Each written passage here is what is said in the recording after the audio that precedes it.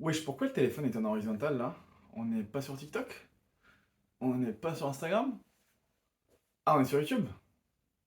Ah, mais il faut une intro. J'ai pas d'intro. Hello tout le monde, c'est Yahya, c'est Yaya, c'est je sais pas. C'est ma première vidéo YouTube. C'est ma première vidéo YouTube et ça n'a aucun sens. Je ne sais pas ce que je fais là. Donc je vais me présenter vite fait qui je suis. Je m'appelle Yahya, je suis italo-marocain. Je suis né à Rome, j'ai grandi à Rome. Vous connaissez l'histoire. Je suis arrivé en France à 15 ans. J'ai passé mon lycée dans le nord, à Lille. J'ai eu mon bac, le fameux 2042. On s'arrête là, on s'en fout. J'ai intégré une prépa scientifique, le lycée Louis-le-Grand, et après une grande école d'ingénieur, l'ENSTA Paris. Je me suis spécialisé en sciences et optimisation des données, en mathématiques appliquées, bla bla bla bla. Et là, je viens de finir mes études, je suis en stage de fin d'études. Mais normalement, si vous me suivez sur TikTok et sur Instagram, vous savez très bien de quoi je parle, qui je suis. Et pourquoi je fais cette vidéo? Avec quoi je veux me lancer? Je me suis dit, YouTube, on va dire quoi? Est-ce qu'on va faire des vidéos pendant que je cuisine? Parce que vous connaissez un peu mon talent, mes stories, etc. etc. Ou est-ce que je vais faire des vlogs Day in My Life? Et d'ailleurs, j'ai filmé toute une semaine, mais franchement, le montage, trop chiant, trop long. Mais là, je me suis dit, 1er juin, parce que là, en train de filmer, c'est le 1er juin, je ne sais pas quand est-ce que cette vidéo va sortir. Je me suis dit, c'est le mois du bac. Tout a commencé pour moi avec le bac. Tout a commencé grâce à France 3 Hauts-de-France avec leur reportage, etc., etc. Et cetera. Et je me suis dit, pourquoi pas, en fait, juste discuter entre nous. Et donc, si tu passes le bac, et si tu connais quelqu'un qui passe le bac cette année, ou l'année prochaine, parce qu'il y en a qui stressent un an en avance, pose-toi, ou envoie cette vidéo à la personne concernée, on va discuter entre nous. Regarde-moi, droit dans les yeux, je te comprends. J'étais à ta place il y a 6 ans. C'est il y a longtemps, je sais, 2019, c'était l'ancien réforme, etc., etc. T'as à l'époque, pas de souci. Mais c'est toujours le bac. Le bac. Cette étape qu'on ne comprend pas pourquoi d'un coup est chargée de pression, d'anxiété, d'attente, etc., etc.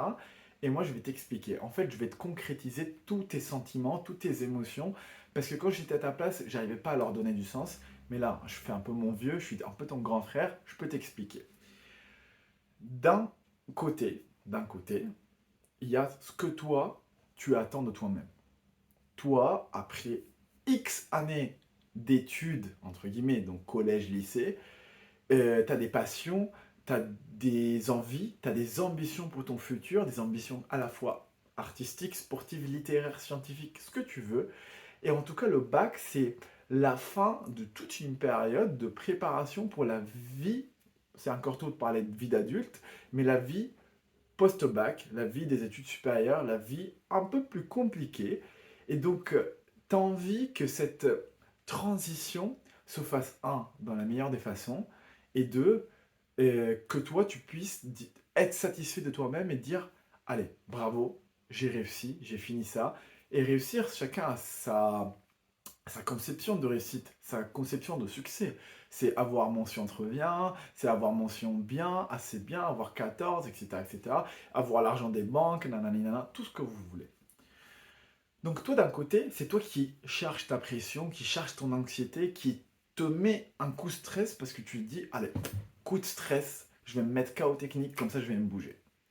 Mais de l'autre côté, parce que là on a dit d'un côté, de l'autre côté, il y a qui? Il y a tout ton entourage. Et ton entourage est composé de tellement de gens. On commence avec tes parents.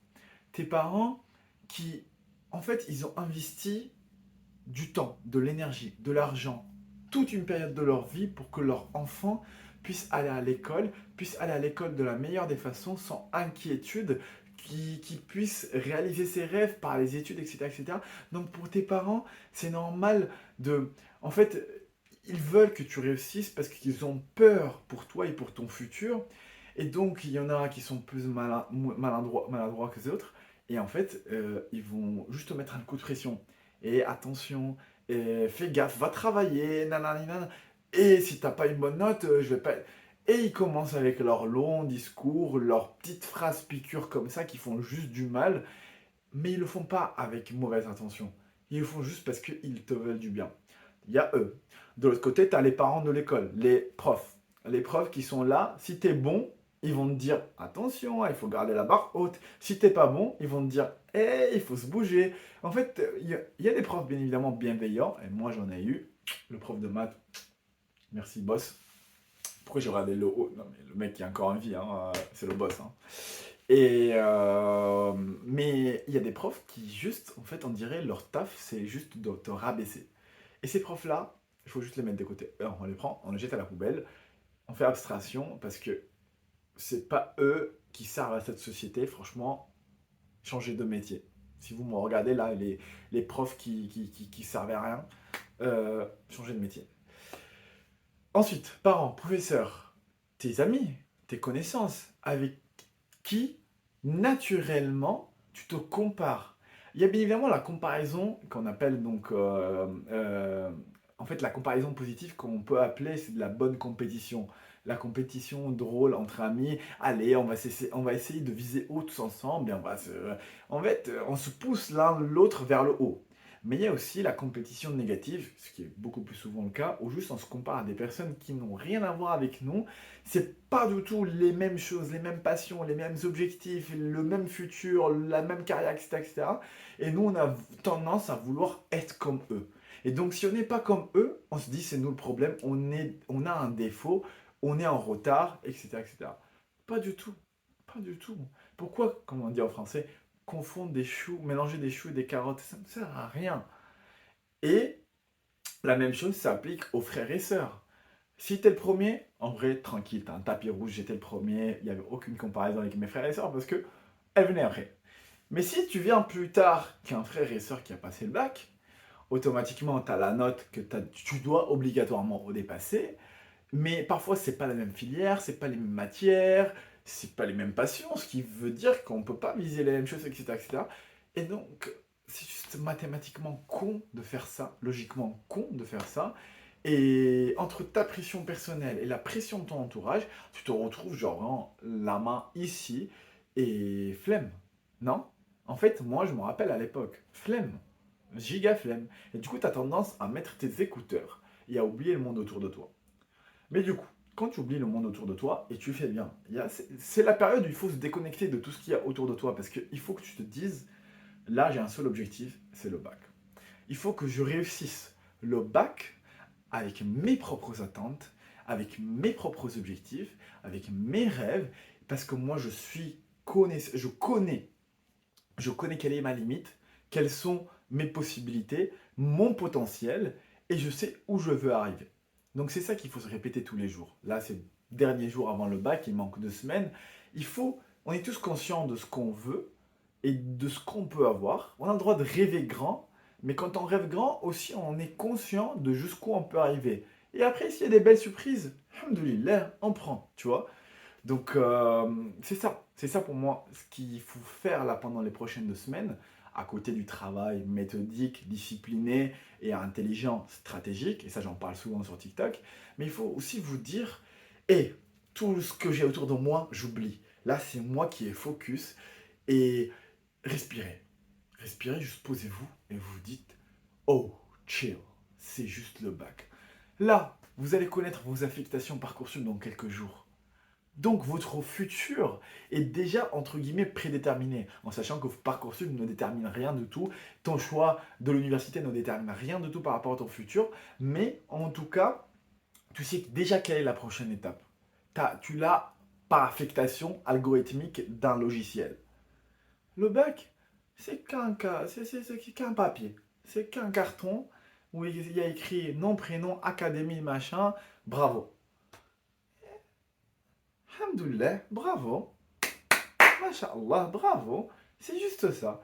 C'est quelque chose dont on doit être fier, n'importe quelle note. Parce que c'est juste la fin d'un parcours. Tu viens de finir ton lycée. On est d'accord, c'est 3 ans de zinzin, non? La seconde un peu bizarre, on est tous perdus, on n'est plus au collège, on essaie de faire tous un peu les mecs, changement de style vestimentaire, changement d'habitude, etc., etc. La première où on découvre vraiment ce que ça veut dire travailler, etc., etc. La terminale qui passe en 2 secondes, en un clin d'œil, et on se retrouve à 2 doigts de l'université, à 2 doigts des études supérieures.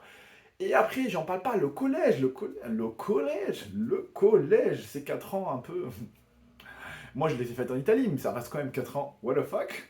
Donc, en fait, là, le bac, c'est juste la fin de toute cette période-là que, en fait, il faut l'imaginer comme une série Netflix qui se conclut. C'est vraiment une saison phare et qui se conclut. And that's it. That's it. Prépare tes vacances. Prépare tes vacances. Pars. Fais tout ce que tu veux pendant ces vacances-là. Parce qu'après, les études supérieures, ça sera une autre vidéo. Vous n'êtes pas prêts.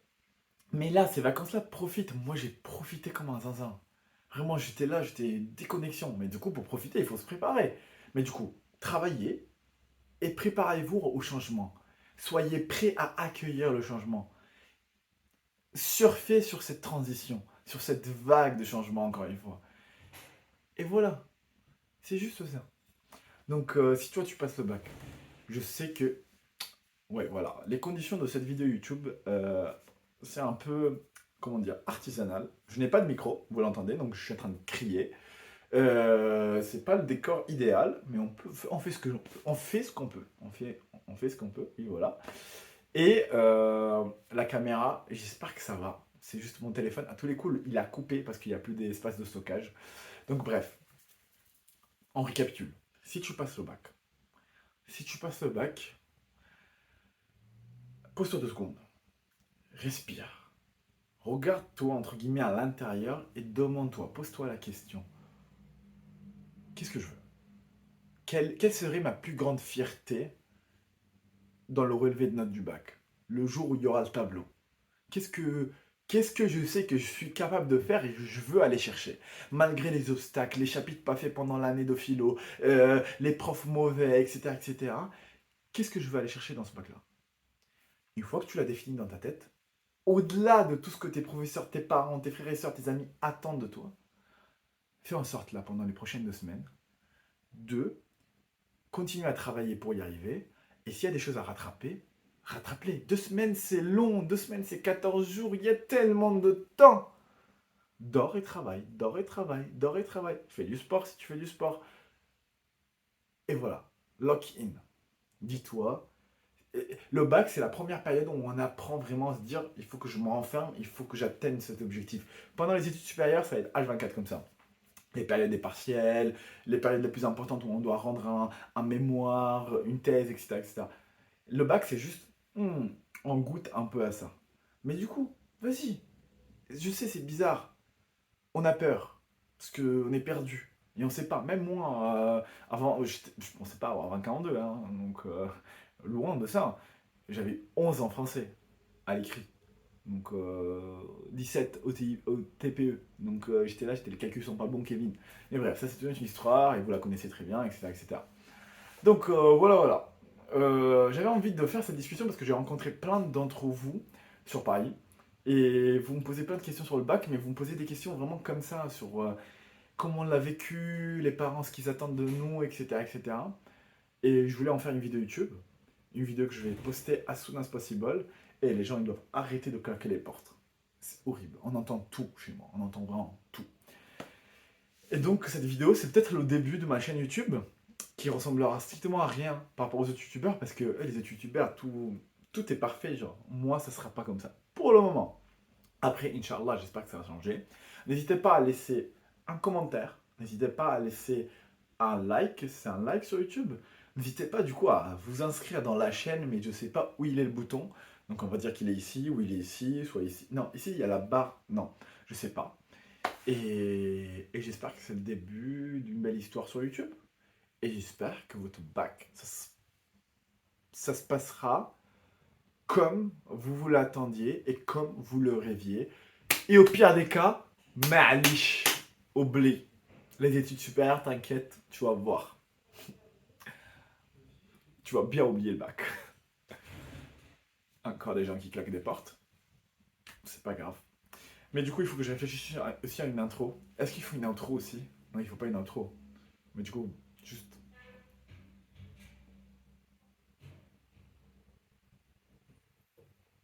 À la prochaine.